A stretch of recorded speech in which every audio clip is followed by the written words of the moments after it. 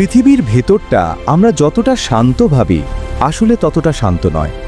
আমাদের পায়ের নিচে থাকা পৃথিবীর ভূত্বক ভাঙা ভাঙা বিশাল প্লেট দিয়ে তৈরি, যেগুলোকে বলা হয় টেকটনিক প্লেট।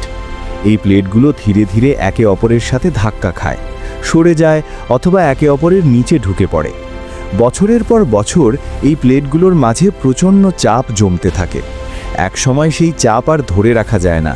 হঠাৎ করেই প্লেটগুলোর মাঝখানে থাকা ফল্ট লাইনে ভাঙন ধরে, আর জমে থাকা শক্তি মুক্ত হয়ে যায়। সেই শক্তি যখন তরঙ্গের মতো চারদিকে ছড়িয়ে পড়ে, তখনই আমরা ভূমিকম্প অনুভব করি। এই কম্পন মাটির ভেতর থেকে উঠে এসে আমাদের বাড়িঘর, রাস্তা আর শহর কাঁপিয়ে তোলে। কখনো কখনো আগ্নেয়গিরির ভেতরের গলিত লাভার চাপ থেকেও ভূমিকম্প হয়। আবার বড় জলাধার, খনন কাজ বা পারমাণবিক বিস্ফোরণের কারণেও কৃত্রিমভাবে ভূমিকম্প সৃষ্টি হতে পারে। তবে পৃথিবীর বেশিরভাগ ভূমিকম্প ঘটে প্লেটের নড়াচড়ার কারণেই।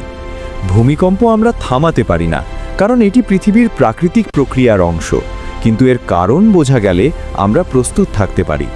পৃথিবী আমাদের স্থির মনে হলেও আসলে এটি প্রতিনিয়ত নড়াচড়া করছে, আর ভূমিকম্প সেই নড়াচড়ারই ভয়ঙ্কর স্মরণ করিয়ে দেওয়া।